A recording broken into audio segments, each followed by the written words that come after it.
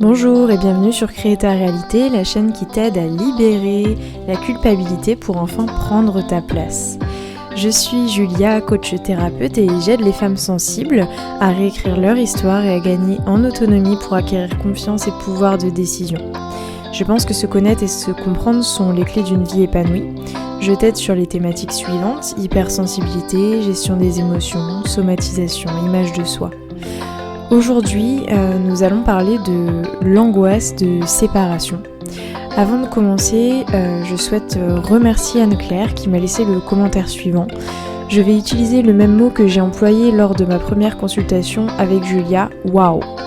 Après avoir consulté plusieurs psys, je n'avais encore jamais ressenti ce que j'ai vécu avec Julia. Encore merci pour cet exercice en début de consultation qui m'a totalement apaisée.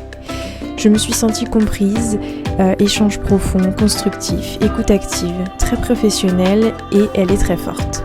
Que du positif à la fin de la consultation, encore merci. Je sens que je vais parcourir avec elle un bon et beau chemin d'élévation que je recherche depuis longtemps.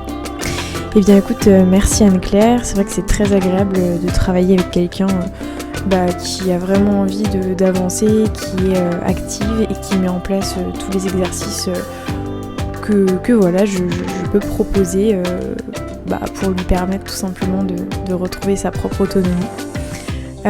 Aujourd'hui, effectivement, on va parler d'angoisse de séparation parce que c'est un sujet, je pense, qui est extrêmement important en fait à connaître au quotidien et un sujet surtout qui concerne tout le monde parce qu'on parle d'angoisse de séparation à partir de 6 mois chez l'enfant. Mais un enfant est un futur adulte qui revivra probablement ces angoisses-là.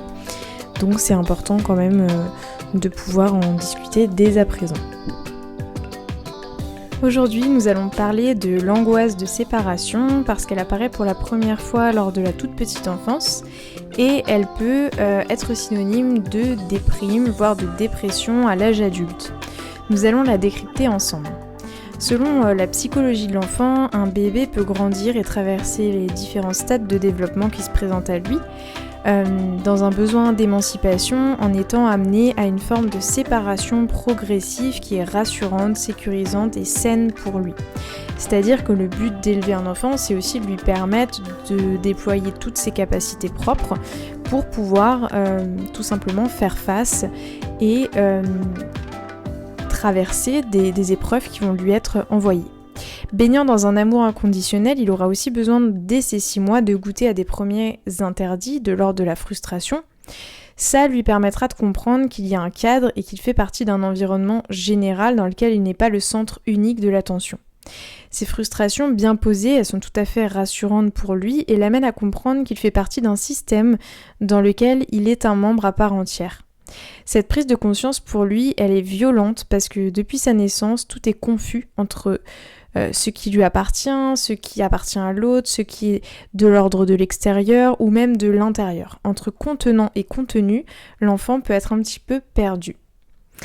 On va parler maintenant de la relation mère-enfant parce que dès la naissance, l'enfant est en forte demande d'un lien relationnel avec sa mère ou la personne qui se trouve dans son environnement qui incarne son premier objet d'amour, donc entre guillemets le premier objet qu'il a à sa disposition. C'est d'ailleurs son besoin primaire, avant toute chose, voilà, c'est ça son réel besoin. Ce besoin, il est psychique parce que l'enfant, il souhaite être reconnu. Contrairement à ce qu'on imagine, le premier besoin de l'enfant, il n'est pas alimentaire mais plutôt relationnel. Il met en œuvre ce qu'il faut pour entrer en relation avec la mère, même avant sa naissance. Il est préparé à sourire et donc à séduire. S'il y a une relation forte établie entre sa mère et lui, tout le reste ira de soi. Donc il est vital pour lui que la relation à sa mère elle soit fusionnelle dans un premier temps, jusqu'à ses 6 mois. Sa première angoisse, c'est une angoisse de séparation. Elle-même, elle est liée à son appréhension d'avoir la capacité ou non de gérer ses pulsions. En effet, il y a plusieurs choix, gérer ses pulsions, notamment agressives, et préserver la relation à sa mère, ou bien les laisser s'exprimer et porter le préjudice à cette relation. D'ailleurs, un enfant au stade de ses 6 mois, il se rend vraiment compte qu'il n'est pas sa mère, qu'ils sont deux êtres différenciés. Il va alors pouvoir parfois se griffer lui-même en ayant pour intention de griffer sa mère. Donc il y a une réelle confusion en fait dans son esprit. L'enfant sécurisé, pour lui, les angoisses s'atténuent automatiquement avec le temps. Il ressent et vit très bien la relation à sa mère, même s'il est défusionné d'elle. Sa perception de cette relation, elle est alors positive et les retours sur investissement de cette relation lui sont satisfaisantes. Il passera la phase dépressive qui s'ensuit de manière plutôt stable et plutôt équilibrée.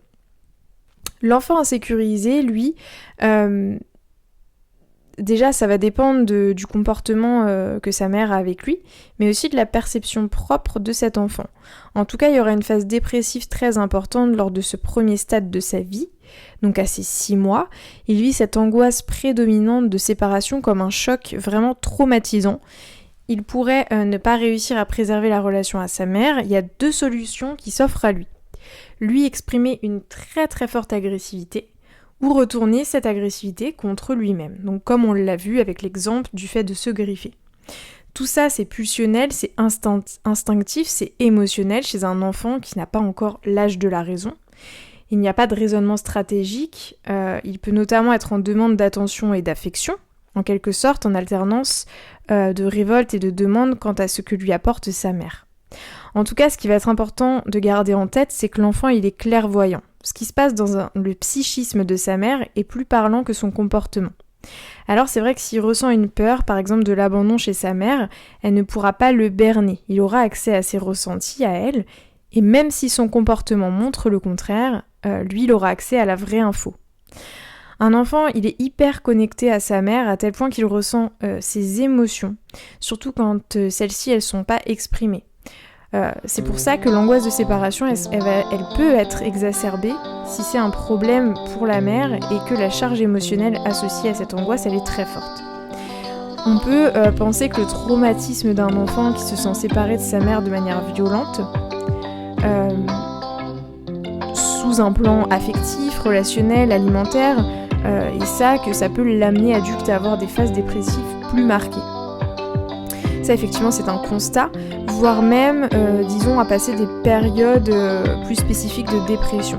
Il est toujours important de prendre du recul car la vérité dépend de chacun, ça c'est vraiment quelque chose qui est important. En tout cas, ce sera sûrement la conséquence majeure, c'est-à-dire des phases de dépression plus intenses. Mais de plus, ça peut être intensifié par la suite avec un bagage pulsionnel et une agressivité envers l'autre exacerbée. Pour conclure, l'éducation, c'est vraiment un mélange entre amour et frustration pour un enfant qui a besoin d'être accompagné dans ses différentes phases de développement. Il est connecté à sa mère de manière instinctive et le ressent absolument tout, surtout les non-dits. L'angoisse de séparation, elle est alors un processus normal pour un enfant qu'il est amené à traverser, et la communication entre ces deux êtres passe notamment par les émotions.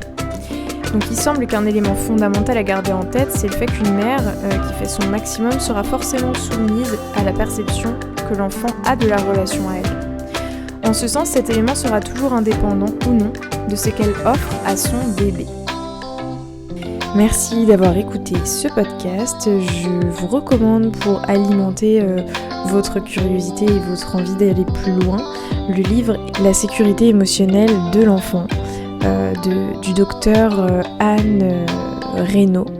Ce livre vous permettra de comprendre un petit peu comment ça s'articule et surtout comment est-ce qu'il est possible de gérer cette angoisse et de la découvrir à sa source.